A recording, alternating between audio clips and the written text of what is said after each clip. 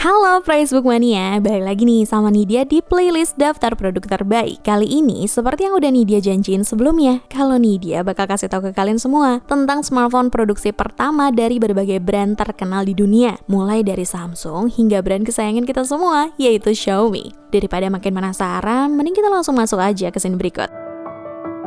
Video kali ini kita mulai dari handphone pertama dari brand Samsung. Gak bisa dipungkiri bahwa Samsung saat ini adalah salah satu raja yang menguasai seluruh pasar smartphone di dunia, yang disusul oleh Huawei, Oppo, dan Apple. Kejayaan Samsung saat ini dipresentasikan oleh deretan smartphone flagship mereka, yaitu Galaxy S dan Note series. Belum lagi dengan sudah munculnya Galaxy Fold series yang memiliki teknologi layar lipat dan dibanderol dengan harga yang bisa dibilang sangat mahal. Kecanggihan HP Samsung yang kita kenal sekarang tersebut ternyata diawali oleh sebuah HP pertama mereka yang memiliki kode SC1000. Perusahaan asal Korea Selatan itu pertama kali merilis ponsel pada tahun 1985.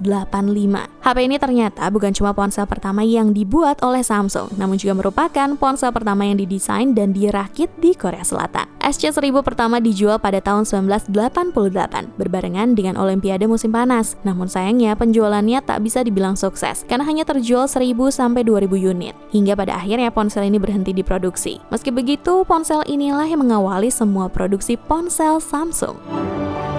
Merupakan rahasia umum kalau Apple memiliki banyak sekali lini produk, mulai dari ponsel hingga MacBook. Pada tahun 2007, perusahaan Steve Jobs ini membuat terobosan dengan meluncurkan iPhone pertama mereka, yang lebih dikenal dengan nama iPhone 2G. iPhone 2G menjadi generasi pertama dari iPhone yang dirilis pada Januari 2007. Pada saat perilisannya, produk dari Apple ini hanya dipasarkan bagi pengguna smartphone di Amerika Serikat saja dalam jumlah terbatas, di mana hanya pelanggan operator seluler AT&T saja yang bisa menggunakan produk Apple terbaru ini. Meski begitu, pada tahun 2007, jumlah iPhone 2G yang terjual di pasaran sudah mencapai angka 1,4 juta lebih. Bahkan, sebuah majalah Time mengklaim bahwa iPhone merupakan salah satu penemuan besar pada saat itu. Bagaimana tidak, iPhone 2G memang menjadi smartphone pertama yang hadir dengan layar sentuh berukuran besar. Hal ini tentu sangat berbeda dengan kebanyakan ponsel saat itu yang masih menggunakan papan ketik. Dukungan dari jaringan 2G pada produk generasi pertama iPhone juga menjadi daya tarik tersendiri yang dimiliki smartphone ini.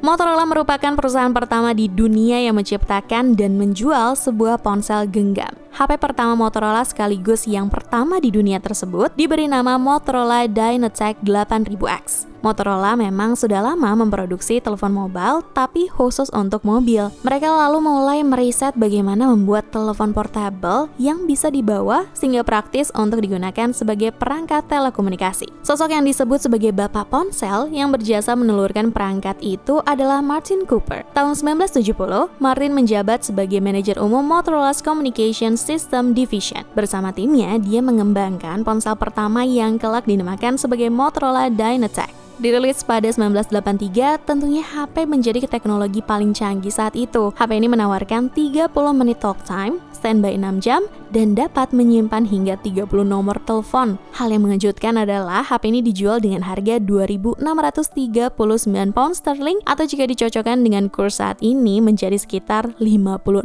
juta rupiah. Gokil! Nokia merupakan brand HP paling fenomenal di era 90-an hingga tahun 2000-an awal. Produsen asal Finlandia ini menjadi pasar HP dunia hingga akhirnya terjun bebas pada tahun 2014. HP pertama buatan Nokia adalah Mobira Cityman 900. Ponsel ini dirilis pada 1987 oleh Nokia bekerjasama dengan Mobira dan menjadi telepon mobile pertama mereka yang berbentuk sangat besar dan berat jika dibandingkan smartphone zaman sekarang. Perangkat ini dipamerkan di Museum Nokia di markas mereka di Finlandia. Beberapa kolektor benda antik mungkin masih ada yang menyimpannya sebagai salah satu koleksi mereka. Cityman 900 disukai karena memungkinkan pengguna mengatur volume dering, menampilkan nomor mereka dan nomor terakhir yang dihubungi. Terdapat tombol display, indikator kekuatan sinyal seluler, indikator baterai, dan opsi mengatur keyboard dan pencahayaan layar. Fitur-fitur ini dianggap canggih pada masanya. BlackBerry merupakan produk HP asal Kanada yang populer dengan tombol fisik QWERTY-nya. HP ini dipopulerkan oleh mantan Presiden Amerika Serikat Barack Obama dalam kampanye kepresidenan tahun 2008. Tapi kalian tahu nggak sih produk pertama dari BlackBerry itu apa? Produk pertama yang menyandang nama BlackBerry adalah BlackBerry Handheld yang menggabungkan fungsi paging milik pager dengan email. Perangkat ini kemudian dikenal dengan nama BlackBerry 850. Bicara BlackBerry 850, jangan harap tampilannya seperti smartphone BlackBerry yang booming beberapa tahun lalu. Kala itu BlackBerry 850 berbentuk mirip dengan pager yang dibekali layar LCD, prosesor 32-bit Intel 386, serta memori 2 MB. Tak hanya itu, BlackBerry 850 memiliki modem nirkabel, teknologi triple enkripsi DAS, dan mengusung satu baterai ukuran AA yang mampu bertahan 1 hari. Tak lupa keyboard QWERTY legendaris milik BlackBerry juga ada di perangkat ini.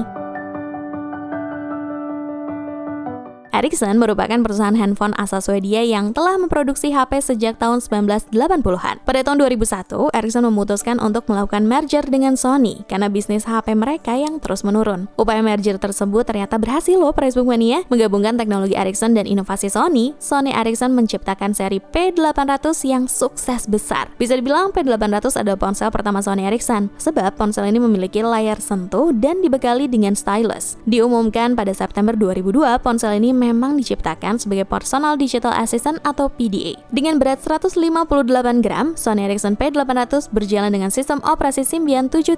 Kameranya VGA dengan kualitas seadanya dan tidak ada fitur video. Memori internalnya hanya 16 MB dan bisa diperluas dengan memory stick. Untuk mengirim file antar perangkat, gunakan Bluetooth dan inframerah. Kita bisa menjelajah internet dengan browser web 2.0. Sayangnya tidak ada loudspeaker, GPS, radio, dan jack 3,5 mm. P800 menggunakan baterai bertipe LiPo dengan kapasitas 1000 mAh. Ponsel ini bisa bertahan hingga 400 jam dalam mode standby dan 13 jam di mode talk time. Sebelum kita masuk ke pembahasan terakhir, yaitu produk HP pertama dari Xiaomi, seperti biasa nih dia mau informasiin dulu nih, kalau di video selanjutnya kita bakal membahas deretan HP dengan chipset MediaTek terbaik di range harga 1 jutaan. Kira-kira kalau dibandingin sama HP 1 jutaannya Snapdragon, lebih worth it nggak sih? Daripada penasaran, mending subscribe aja channel YouTube kita supaya nggak ketinggalan video-video terbaru dari Nidia. Meskipun Huawei bisa dibilang masih menjadi raja HP Cina, namun kita tetap nggak boleh melupakan Xiaomi, di mana brand satu ini merupakan produsen HP canggih yang konsisten merilis produk dengan harga yang murah meriah. Sejalan dengan motonya, Innovation for Everyone, Xiaomi merilis HP canggihnya, Xiaomi Mi One, dengan harga yang cukup terjangkau pada tahun 2011. Ponsel tersebut merupakan ponsel 1.5G pertama di Cina yang ditenagai dengan prosesor yang memiliki dual core. Sebelum diluncurkan, ponsel tersebut dikembangkan dan diuji coba sedemikian rupa selama berbulan-bulan. Berbekal Snapdragon S3 dan pengolah grafis Adreno 220, Xiaomi Mi One dilepas dengan harga sekitar 2,3 juta aja. Gak heran kalau HP ini dipesan sebanyak 300.000 unit dalam waktu 34 jam aja. Ya wajar sih, bayangin aja, Mi series harganya cuma 2 jutaan loh. Sekarang mah Mi 11 series harganya udah seharga iPhone.